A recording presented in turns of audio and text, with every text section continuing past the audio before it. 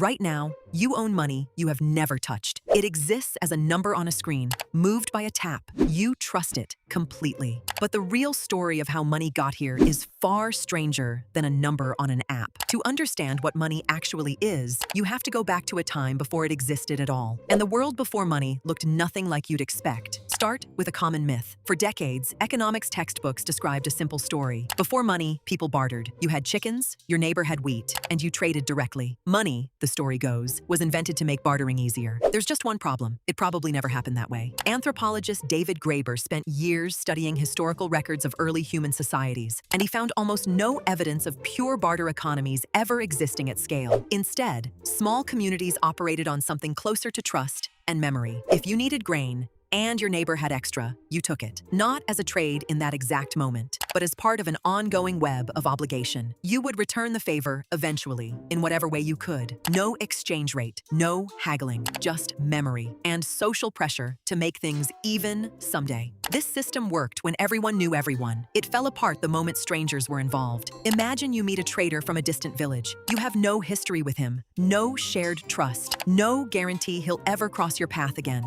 How do you trade with someone you might never see twice? This is the problem money actually solves, not the inconvenience of barter, but the problem of trust between strangers. The earliest solutions were physical and strange by modern standards. Cowrie shells, small glossy shells from the Indian Ocean, were used as currency across parts of Africa, Asia, and the Pacific for over 1,000 years. They were durable, hard to counterfeit, and impossible to produce locally in most inland regions, which made them naturally scarce and valuable. In parts of ancient China, cowrie shells were so central to commerce that the character for money in Chinese script is believed to have originated from a stylized image of a shell. Salt served a similar purpose in the ancient Mediterranean and parts of Africa. It was essential for preserving food, universally needed, and difficult to produce in large quantities. Some historians believe the word salary comes directly from the Latin word for salt, tied to the idea that Roman soldiers were once paid in it, or at least received an allowance to purchase it. Notice what these early currencies had in common. They weren't chosen randomly. They were durable, they were scarce, they were widely wanted. Whatever object became money had to solve the same basic equation, something valuable enough that strangers would accept it, and rare enough that it couldn't be faked or endlessly produced. Then came metal. Coins first appeared around the 7th century BCE in the Kingdom of Lydia, in what is now Western Turkey. These early coins were made from electrum, a naturally occurring mix of gold and silver, stamped with an official seal to guarantee their weight and purity. This detail matters more than it sounds. The stamp wasn't decoration. It was a government promising you, a total stranger, that this piece of metal was worth exactly what it claimed to be worth. Coins solved something shells and salt never could. They were nearly impossible to fake convincingly. They could be divided into precise denominations, and they carried the backing of an authority. For the first time, trust wasn't just built into the material. It was stamped onto it. For over 2,000 years, this basic idea barely changed. Different empires used different metals and designs, but the core logic stayed the same. Money was valuable because the material itself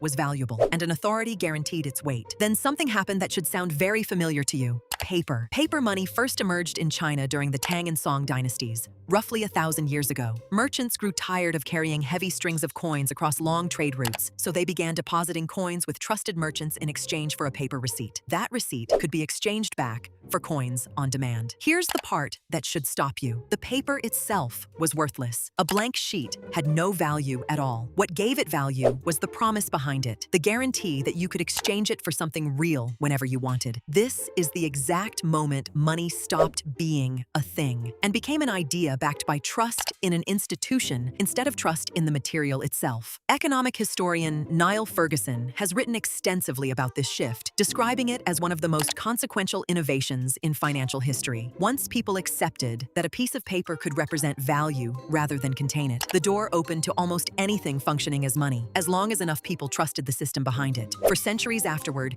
paper money was still tied to something physical. Governments promised that your paper currency could be exchanged for a fixed amount of gold or silver. This was called the gold standard, and it gave people confidence that money wasn't just an abstract idea. Somewhere in a vault, there was real metal backing every note in circulation. Then, in 1971, the United States ended the direct convertibility of the dollar into gold. Other major economies followed a similar path in the years around it. Money was no longer backed by a physical commodity at all. It was backed entirely by trust in governments, institutions, and the shared agreement that this system would keep working. This is called fiat currency, money that has value because a government declares it does, and because enough people believe that declaration will hold. There is no vault of gold behind the currency in your pocket today. There is only a shared story, told and retold by millions of people every single day, every time they accept it as payment. Does that sound fragile? In some ways, it is, but it's also remarkably stable, as long as the story keeps being believed. Now think about the version of money you actually use most: a card tap, a phone screen, a number that changes in an app. You rarely see physical currency at all anymore. Economist and historian William Gutzman has studied how financial instruments evolve alongside human civilization, and one pattern shows up again and again. Money keeps becoming less physical and more abstract, while somehow becoming more trusted,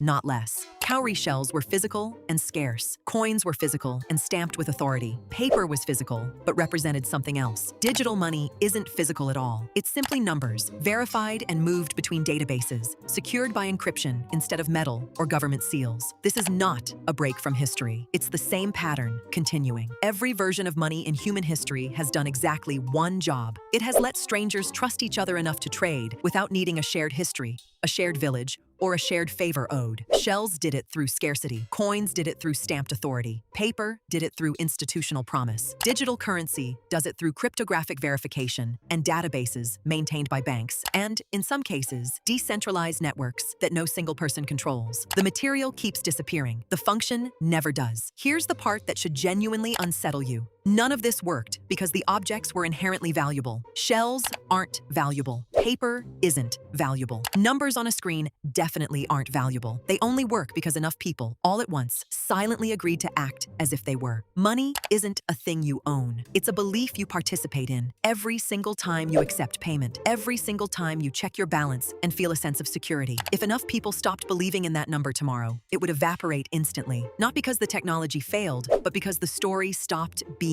told. This is why every currency collapse in history looks the same. It isn't the material failing, it's the trust failing first. Hyperinflation doesn't happen because paper suddenly becomes flammable. It happens because people stop believing the paper represents anything real, and the moment enough people believe that, they're right. So the next time you tap your card without thinking or glance at a number in a banking app and feel calm because of it, remember what you're actually looking at. Not wealth, not metal, not even really numbers. You're looking at a story, thousands of years old, being retold in real time by everyone around you, including you. Right now, you own money you have never touched. It exists because you and everyone around you keep agreeing to believe in it. That belief is the only thing that has ever made money real, from a shell on a beach to a number on a screen.